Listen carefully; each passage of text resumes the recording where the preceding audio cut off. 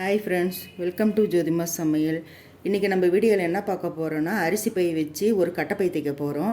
இப்போ கடைக்கு நம்ம எடுத்துகிட்டு போகிறதுக்கெல்லாம் ரொம்ப யூஸ்ஃபுல்லாக இருக்கும். நம்ம பொதுவாக துணி கடைக்கு போனால் ஒரு எக்ஸ்ட்ரா கட்டைப்பை கொடுங்கன்ட்டு வாதாடி கெஞ்சி கூத்தாடி ஒரு பை வாங்குவோம். அது நமக்கு இன்னும் தேவையே இல்லை. நம்ம வீட்டில் இருக்கிற அரிசி பை வச்சு அதுக்கு மேலே ஒரு ரேஷன் சேலையும் வச்சு ரெண்டுமே வேஸ்ட் ஆகும். ஏன்னா பாட்டிங்க இருந்தால் வீட்டில் கட்டிக்குவாங்க.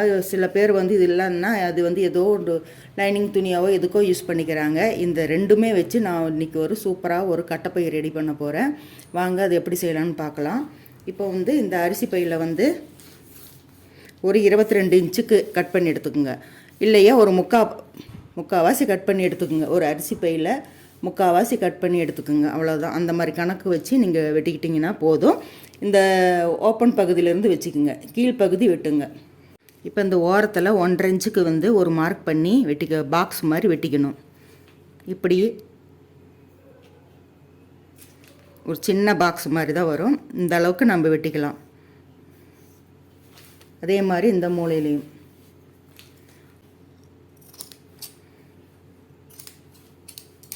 இப்போ நம்ம இந்த 2 சைடும் தனியாக வெட்டிக்கலாம். ஏன்னா நம்ம துணி வச்சு தைக்கிறதுக்கு ஈஸியாக இருக்கும். நம்ம இப்போ இது தேவையில்லை தான், இருந்தாலும் இந்த மாதிரி கட் பண்ணி தைக்கும்போது தான் அது யூஸ்ஃபுல்லாக இருக்கும். துணி வச்சு மேலே வச்சு தைக்க முடியும், இல்லைன்னா தைக்க முடியாது. இந்த மாதிரி 2 பக்கம் கட் பண்ணி எடுத்துக்கலாம். இப்போ இந்த சைடில் கட் பண்ணதுனால இப்போ ஒரு 1/2 இன்ச்சு கம்மியாக இருக்கும். அதனால் இன்னும் ஒரு 1/2 இன்ச்சுக்கு இந்த பாக்ஸ் போட்டு நம்ம வெட்டிக்கலாம். ஏன்னா தைக்கும்போது 1/2 இன்ச்சு கம்மியாகிடும். முன்ன அப்படியே ஃபோல்டு பண்ணி தைச்சிடலான் இருந்தேன். இப்போ இந்த மாதிரி கட் பண்ணி தான் தைக்கும்போது அது 1/2 இன்ச்சு கம்மியாகிடும். நீங்கள் 2 இன்ச்சு வச்சுக்கோங்க. இந்த பக்கம் 2 இன்ச்சு, அந்த பக்கம் 2 இன்ச்சு வச்சு பாக்ஸ் மாதிரி போட்டு இப்படி கட் பண்ணி எடுத்துக்கோங்க. வந்துருச்சு. இப்போ இதை நம்ம 2 சேர்த்து ஒரு தையல் விட்டுக்கலாம். இந்த மாதிரி நம்ம இதை தைச்சிட்டு வந்துடலாம். இப்போ பாருங்கள், நடுவில் தைச்சிட்டு வந்தாச்சு. ஒரு பையை கீழே கால்வாசி கட் பண்ணிவிட்டு அப்புறம் இது தைச்சிட்டு வந்தாச்சு. ஏன் இப்போ நம்ம சைடில் கட் பண்ணோன்னா அப்போ தான் இந்த துணியை மேலே போட்டு நம்ம தைக்க முடியும். அதுக்காக தான் சைடில் கட் பண்ணது. இப்போ இதே அளவுக்கு வச்சு இந்த துணியை நம்ம மேலே வச்சு கட் பண்ணி எடுத்துக்கலாம். இப்போ பாருங்கள், 2 துணியாக போட்டிருக்கேன். 2 துணி இருக்குது. இந்த பை மேலே போட்டு இப்படி சுற்றிலையும் கட் பண்ணி எடுத்துக்கலாம். ஏன்னா இந்த பை என்ன அளவோ அதை அப்படியே மேலே வச்சு தைக்க போகிறோம். இப்போ பாருங்கள், சுற்றிலும் கட் பண்ணி எடுத்தாச்சு. நாம் உள்பக்கம் துணி வச்சு தைக்க போகிறதில்ல, மேல் பக்கம்தான். ஏன்னா இது உள்பக்கம் போகுது. இப்போ இந்த பைக்கு தகுந்த மாதிரி கட் பண்ணி எடுத்தது சுற்றிலும் தையல் விட்டு எடுத்துகிட்டு வந்துடலாம். இப்போ பார்த்தீங்கன்னா தெரியும். இப்போ எக்ஸ்ட்ராவாக இருக்கிறதெல்லாம் நம்ம கட் பண்ணி எடுத்துக்கணும். இது மடிக்கிற பக்கம், இது கைப்பிடி பக்கம்.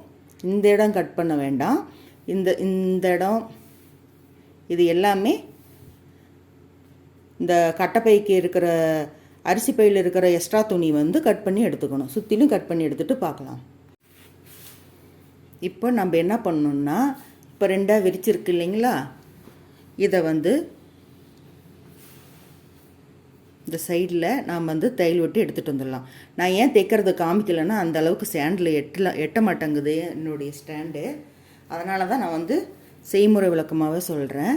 இப்போது இந்த 2ஆக மடித்து போட்டு இந்த இதுலேருந்து இது வரைக்கும் மட்டும், இங்கேருந்து இது வரைக்கும் மட்டும் தையல் விட்டுக்கணும். இந்த பக்கமும் இந்த பக்கமும் தைச்சிட்டு வாட்டி பார்க்கலாம்.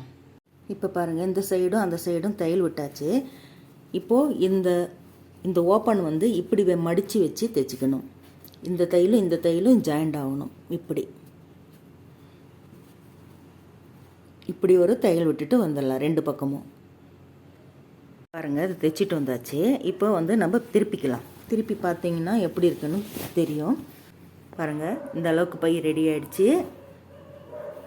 இப்போது நம்ம இங்கே கட்டை சொருகிறதுக்கு இந்த இடம் கட் பண்ணி தைக்க போகிறோம். இப்போ பார்த்தீங்கன்னா இங்கே கட்டை சொருகிறோம் இல்லைங்களா, அந்த இடத்துல அளந்து பார்த்துக்கலாம். இங்கேருந்து இது வரைக்கும் பார்க்கும்போது 17 இன்ச்சு இருக்குது. இந்த 17 இன்ச்சை இந்த பக்கம் 7 இன்ச்சு மார்க் பண்ணிக்கலாம். அதே போல் அந்த பக்கம் ஒரு 7 இன்ச்சு. அப்புறம் இங்கேருந்து ஒரு 4 இன்ச்சுக்கு இதுவும் 4 வருது. அகலமும் 4, நீளமும் 4. ஒரு பாக்ஸ் மாதிரி போட்டுக்கிட்டு நம்ம கட் பண்ணி எடுத்துக்கலாம். இப்போ பாருங்கள், இந்த மாதிரி கட் பண்ணி எடுத்தாச்சுங்களா. இப்போ வந்து இந்த ஓரத்துலேயும் கொஞ்சம் இப்படி மடித்து தைச்சிட்டு, ஏன்னா இந்த கொஞ்சம் பிசுறு தெரியும். அப்புறம் இங்கே வந்து ஒரு 1.5 இன்ச்சுக்கு இதுவும் இந்த ஓரத்தில் மடித்து தைச்சிட்டு இங்கே ஒரு கட் கொடுத்துட்டு கிராஸாக ஒரு கட் கொடுத்தீங்கன்னா எப்படி இருக்கும். இந்த இடத்துல ஒரு கட் கொடுக்கணும்.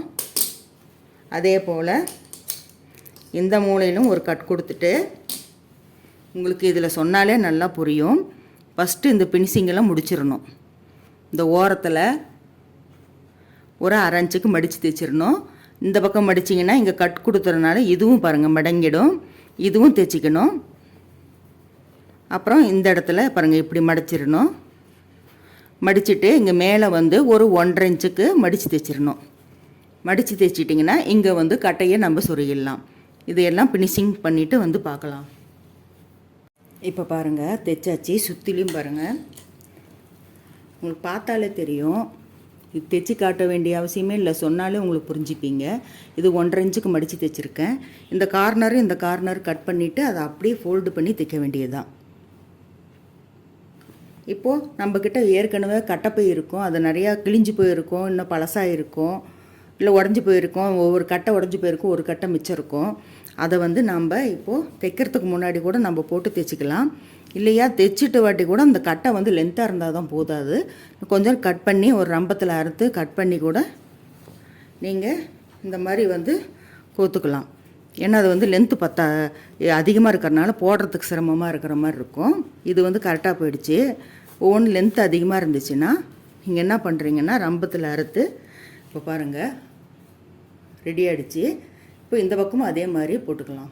இப்போ பாருங்கள், அருமையான கட்டைப்பை ரெடி ஆகிடுச்சு. நாம் இனிமேல் கடையில் வந்து வாதாட வேண்டாம், கெஞ்சவும் வேண்டாம்.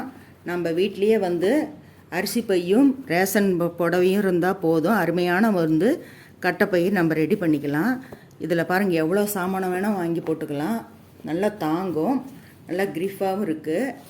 கடைக்கு போய் எவ்வளோ வெயிட் வேணாலும் வாங்கி போட்டுக்கலாங்க. தைச்சிருக்கேன், பார்க்குறதுக்கு நல்லா அழகாக இருக்குது. இந்த ஜூட் பேக்குன்னு சொல்லுவாங்க இல்லைங்களா, அந்த மாதிரி ஒரு டிசைனில் இருக்குது. இப்போ பாருங்கள், சூப்பரான கட்டைப்பை ரெடி ஆகிடுச்சு. வீட்லேயே இருக்கிற அரிசி பையும் ரேஷன் புடவையும் இருந்துச்சுன்னா இனிமேல் ரேஷன் புடவை வந்து ஸ்க்ரீனோ மேட்டோ தைக்க வேண்டிய அவசியமே இல்லை. இந்த மாதிரி கட்டைப்பை, ஒரு டேபிள் மேட்டு, இந்த மாதிரி எல்லாம் தைச்சி போட்டுக்கலாம்.